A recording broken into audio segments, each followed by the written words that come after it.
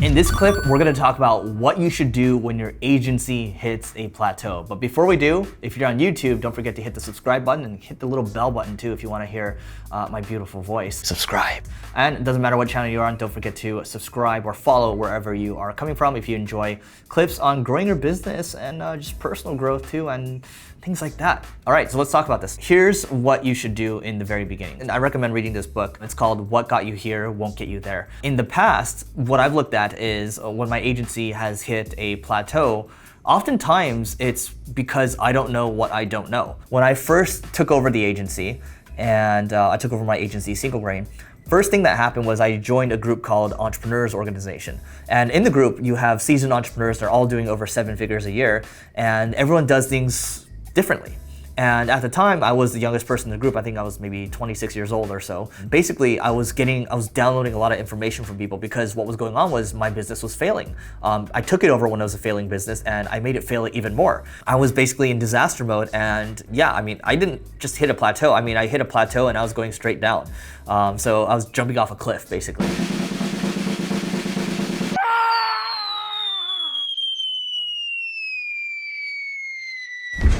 And so at that point, what happened was I talked to one of the guys that I knew in the group. His name is Alex, and he gave me some insight. He said, "Look, you got to be looking at your cash flow. You got to be doing looking at your cash flow forecast, things like that. You got to be. Here's what I do. Here's where I go crazy if we don't have enough cash in the bank. Here's all the tactics that I do." So one of the things I do when I hit a plateau is talk to the people that have already been there. They have the experience, they have the knowledge, and then they're willing to share it with you. So it could be a mentor, it could be a peer group like this. But go out there and try to seek help, right? There's other groups like Young Entrepreneur Council that you can join, and then you can talk to the people in there, and then people often make introductions for you. Because what you need to do is, when you look at things that are going poorly, like everything was going poorly. I was losing employees.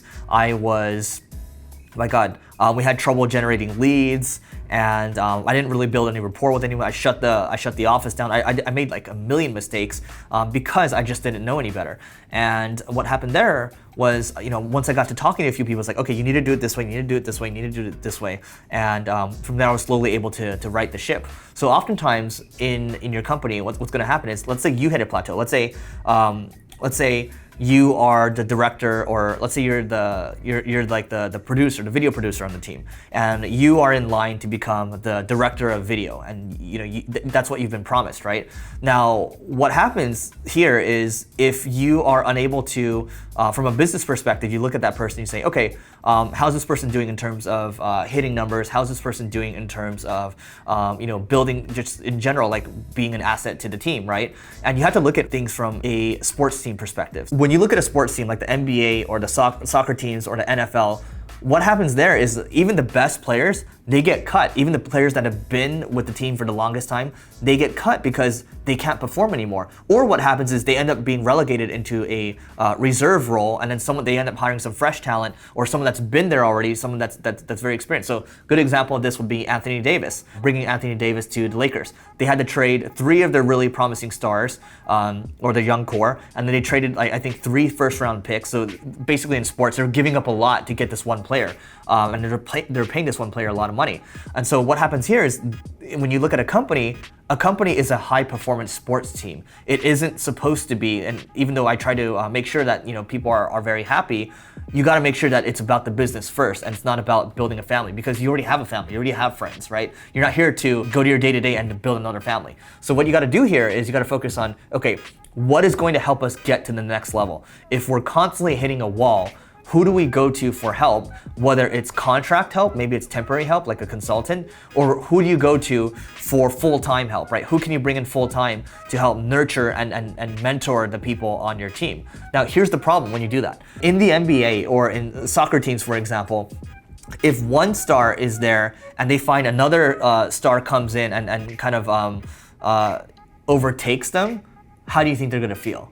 they're not going to feel good, right? So now you have to deal with the human element, the part of this, where you have an honest conversation with the people on your team and say, okay, look, this is what's going on right now, and you can either come along for the ride, or I can help you with something else. I can help you find something else. Ideally, you should do that because you care about your people, right?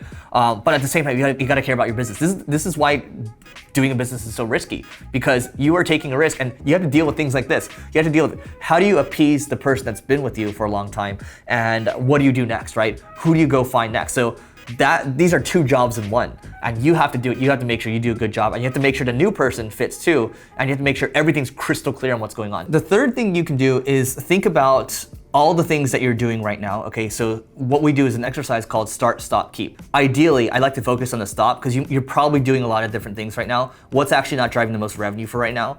And then also, what should you start doing? What are the things that you're seeing out there that you're drawing influence from that maybe you should start doing? And what are the things that you should keep doing? Like, for example, videos like this, we're gonna keep doing videos like this because they're great. We're gonna keep doing the podcasts. We're gonna keep doing the blog because those are the things that have proven to work for us. It's more important, if you look at the top CEOs in the world, it's more about focusing. It's more about taking the things away that are not working and focusing on the things that are actually working, and then continuing to go from there.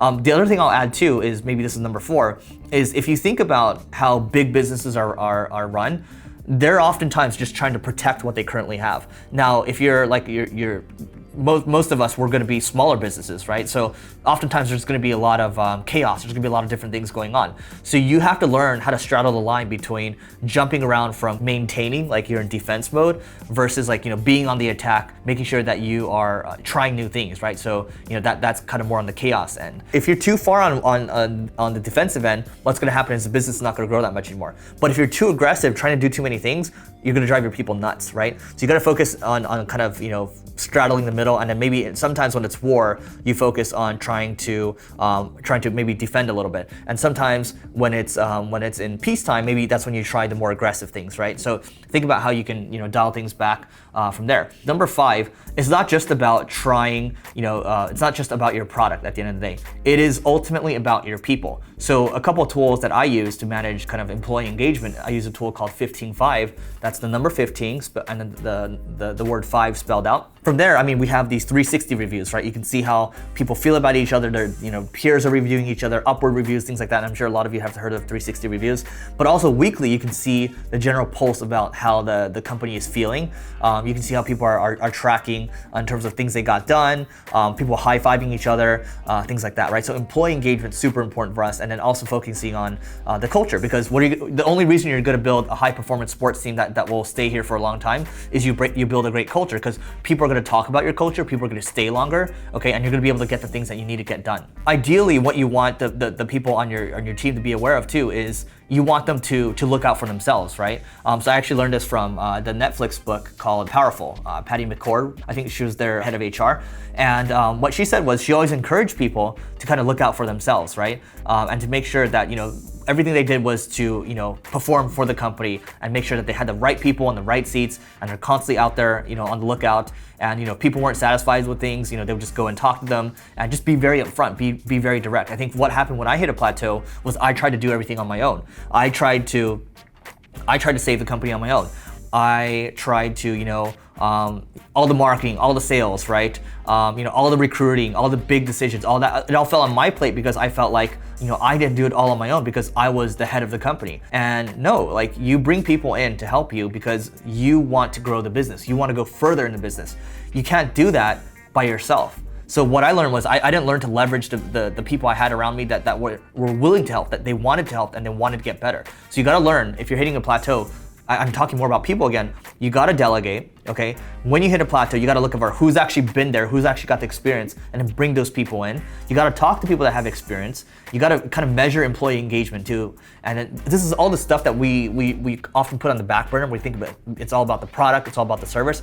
But no, at the end of the day, every single business, every single thing you see around you, it's not just, oh, it's a business, it's people. Remember, it's also a business too, so you're building a high-performance sports team. Okay, so here's what I want you to do now. Click on the link below. It could be the first link in the description or the first link in the comments. It's gonna help you grow your agency or your consulting business. It's a free video just for you.